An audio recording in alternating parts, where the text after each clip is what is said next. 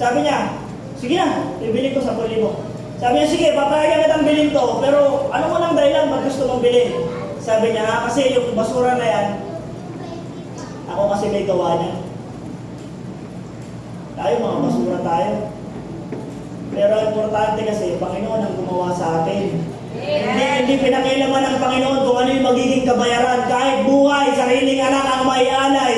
Basta lang maibalik tayo mga kapatid at matubos tayo sa ating mga kasalanan. Hallelujah!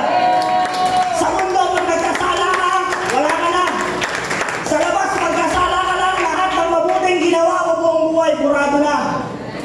Pero sa Panginoon, mga kapatid, kahit gaano karami ang kasalanan natin, kahit gaano kaitim ang ating mga kasalanan, hallelujah, pinanggap at minahal pa rin tayo ng ating Panginoon. Ngayon, sa mga pwede bang tumayo po yung mga bisita namin dito ngayon? Tayo po yung mga bisita namin. Pwede bang lumapit po kayo dito sa harapan? Lahat po ng aming bisita. Glory to God.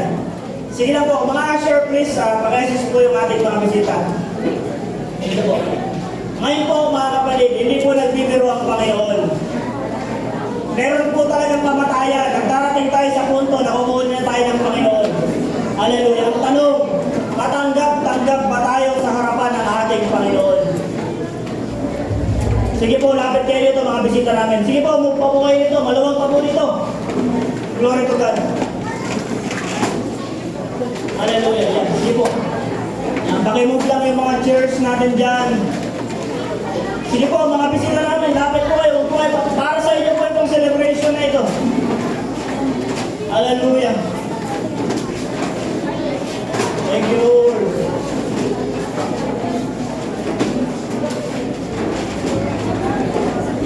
Sige po, yung mga bisita natin dyan, ilapit niyo po ito lahat. Ito po ay para sa inyo, kaya po kami nag-gather ng ganitong gawain. Ito po ay para sa inyo. Amen. Thank you, Lord. Hallelujah. Ngayon, malinaw po sa atin, kaya diniscuss kanina, na lahat po tayo ay nagkasala. Na lahat po tayo mamamatay. Dahil ang kabayaran ng kasalanan ay kamatayan. Naiintindihan po natin lahat, mga kapatid, na lahat po tayo ay pupunta ng impyerno.